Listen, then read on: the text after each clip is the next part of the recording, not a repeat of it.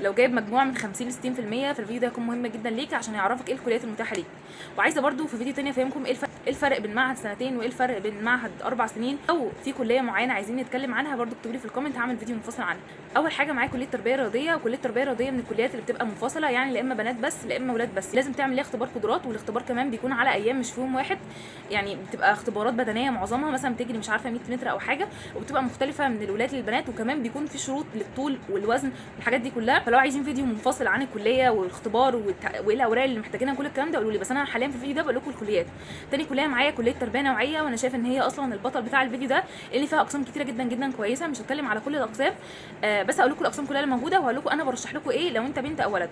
اول حاجه قسم تربيه فنيه، ده يعتبر من اهم الاقسام اللي موجوده فيها، والقسم ده بيحتاج اختبار قدرات زيه زي فنون تطبيقيه وفنون جميله كده بالظبط. هقول لكم حاجه طبعا، بما ان انا برشح لكم الحاجه فلازم اوضح لكم ان طبعا الرسم حرام، رسم اي حاجه فيها ارواح حرام، فانت برضو لازم تبقى مدرك الجزئيه دي. لان انا واحده من الناس كنت هدخل اصلا كليه فنون جميله، بس عرفت ان الرسم حرام، قلت خلاص من ترك شيء لله اعوض خيرا منه. ده بالنسبه لاول قسم. تاني قسم معايا برضو قسم تربيه موسيقيه، وانا مش بقوله لك عشان تدخلوا، انا بس بعرفك الاقسام اللي موجوده فيها.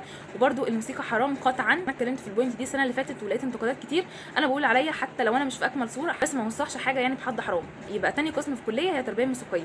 طيب تالت قسم وانا شايفاه اهم قسم حرفيا بقى، وكنت اصلا طالعه اتكلم الفيديو ده عشان هو قسم تكنولوجيا التعليم. هقول لكم ليه من وجهه نظري هو قسم مهم، وانا ليه شايفاه يبقى مهم جدا فيما بعد.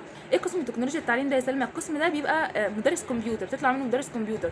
طب يا سلمى دلوقتي لو انا خدت كورسات، طيب حاسبات ومعلومات ذات نفسه لو ما خدش كورسات وطور من نفسه مش هيبقى زيه زي اي حد في المجال، ومش هيثبت نفسه في المجال. انا شايفه ان القسم ده من اهم الاقسام. ليه؟ لان دلوقتي في ثانويه عامه في نظام البكالوريا. طب نظام البكالوريا من ضمن مساراته عندنا مسار البرمجه، فانت وارد جدا جدا لو انت اتخرجت من المجال ده وانت طورت من نفسك تقدر تشرح لثانويه عامه بكالوريا عادي جدا. فانا شايفه ان ده من اهم الاقسام. في برده قسم اقتصاد منزلي، وفي قسم برده رياضه اطفال، اعتقد جوه التربيه نوعيه. التربيه نوعيه عموما بيكون فيها اقسام كتير، زي ما برده تربيه عام فيها اقسام كتير، فيها كيمياء وفيزياء واحياء وكل الكلام ده كله.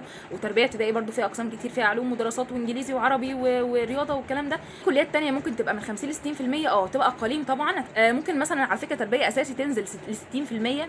تربيه اساسي ده يعني تطلع مدرس ابتدائي. ممكن برده على فكره تلاقي اداب انتساب برده وتنزل اقاليم، ممكن تلاقي حقوق انتساب تنزل اقاليم. طيب الفكره كلها في ايه؟ الفكره في الاقبال على الكليه والتنسيق بتاع كل سنه. انا اولا لو شفت اي فيديو بيقول لك تنسيق السنه دي او احتمال ان الكليه تاخد من ايه، اقلب الفيديو، لان ده هبد.